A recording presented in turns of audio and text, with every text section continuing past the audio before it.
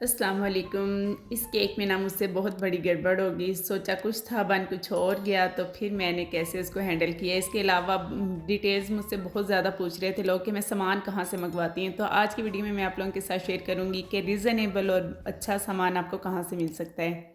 आज जब मुझे ऑर्डर मिला है तो मैं अपने मोबाइल में स्पेस बनाने लगी कि मैं वीडियो शूट कर सकूं। तो मैंने देखा कि ये वीडियो एडिट करके रखी हुई थी, वॉइस ओवर करने की वजह से अभी तक मैंने अपलोड नहीं की थी। तो मैंने सोचा पहले इसको वॉइस ओवर करके मैं अपलोड कर दूं, आप लोगों के साथ डिटेल शेयर करूं। पहले मैं इसको सोच रही थी कि रिमूव कर दूं, लेकिन फिर मैंने देखा कि इसके अंदर मैंने सामान की वीडियो भी शूट की हुई है जो कि मैंने बहुत पहले मंगवाया था।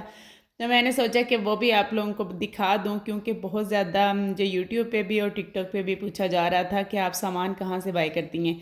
तो मैंने सोचा कि इस वीडियो में मैं आप लोगों के साथ वो डिटेल शेयर कर देती हूँ।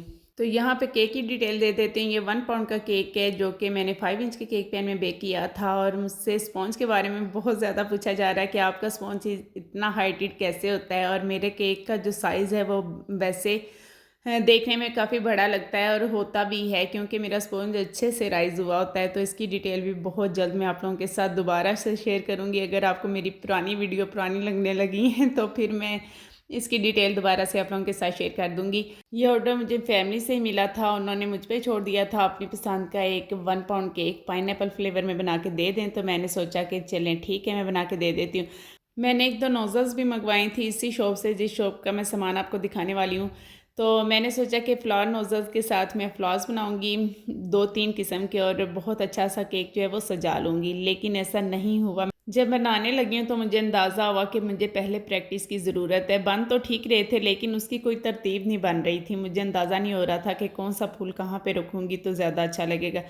जब मैंने इस तरह से केक के ऊपर रखे हैं तो वो बिल्कुल भी मुझे अच्छे नहीं लगे। मैंने और भी बनाने की कोशिश की, 3-4 कलर्स में मैंने क्रीम जो थी मिक्स कर ली थी, लेकिन फिर मुझे उसकी लुक बिल्कुल भी अच्छी नहीं लग रही थी। तो मैंने उन्हें हटा दिया। तो मैंने बस इस तरीके से फिर पैटर्न दे के तो केक को डेकोरेट कर दिया था। वैसे बहुत दिल था कि मैं अच्छा सा फ्लावर्स बनाऊँ, लेकिन इस पे कभी ना बैठ के अच्छे से प्रैक्टिस करूँगी, उसके बाद मैं इसकी डिटेल आप लोगों के साथ शेयर करूँगी।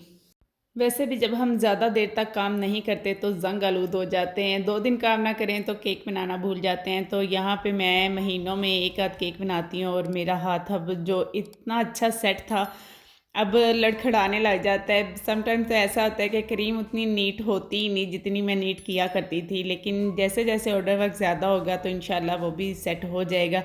लेकिन यहाँ पे अब आपने मुझे बताना है कि ये 1 पाउंड का केक आपको कैसा लगा है, इसकी लुक कैसी लगी है और ये देखने में आपको कैसा लगा है। मेरे कस्टमर्स को तो बहुत ज़्यादा पसंद आया था। आप लोगों ने अब इसकी लुक बतानी है। तो यहाँ पे मेरा केक जो फाइनल डन है। तो अब हम आ जाते हैं अपने सामान की तरफ, जो कि मैंने मंगवाया है कराची से। बेकिंग शॉप के नाम से इनका फेसबुक पेज भी है, लेकिन मुझे इसका नंबर मेरी फ्रेंड ने दिया था। एक फेलो बेकर है यहाँ पे ही रावलपिंडी में, उन्होंने मुझे बताया था इसके बारे में। तो मैंने फिर मंगवाया तो मुझे इसका सामान अच्छा मिल गया। जब मैं यहाँ आई थी तब मैंने इनसे जो सामान ऑर्डर किया था तो मुझे इन टाइम सामान नहीं मिला था और काफ़ी ज़्यादा इस दौरान उसके साथ लड़ाई भी होगी मेरे हस्बैंड की। तो ये उसका मसला नहीं था, ये कोरियर का मसला था। शायद जो ट्रेन थी वहाँ वो ख़राब होगी और क्या वजह बनी कि मेरा सामान काफ़ी महीने डेढ़ के बाद मुझ तक पहुँचा। तो भाई ने मुझसे वादा किया कि बाजी अगर अब आपका सामान टाइमली ना पहुंचा तो आप बेशक मुझे कभी ऑर्डर ना कीजिएगा, एक दफ़ा आप मुझ पे ट्रस्ट करके देखें। तो मैंने कहा ठीक है चलें कर लेती हूँ। तो मैंने फिर उन्हें ऑर्डर किया है तो उन्होंने सामान 2 दिन के अंदर मुझ तक पहुंचा दिया। सामान सेफली पूरा मुझ तक पहुंच गया। मैंने देखा है बाकी जो हैं जितने पेजेस हैं उनसे सामान तो अच्छा मिल जाता है, लेकिन रेट थोड़े से ज़्यादा हैं। इस बाइक के रेट्स बहुत रीज़नेबल है, डीलिंग अच्छी है।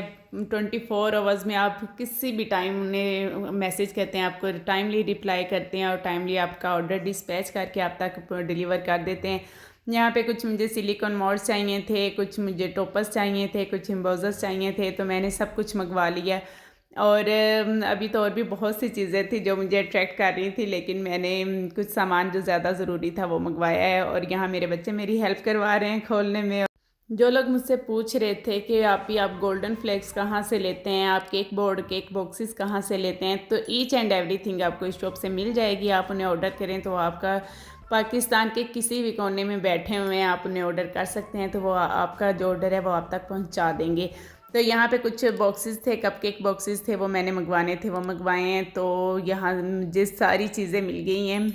नंबर मैं डिस्क्रिप्शन में ऐड कर दूँगी, आप उन्हें मैसेज करके अपना ऑर्डर प्लेस करवा सकते हैं। तो नेक्स्ट वीडियो तक अल्लाह हाफ़िज़।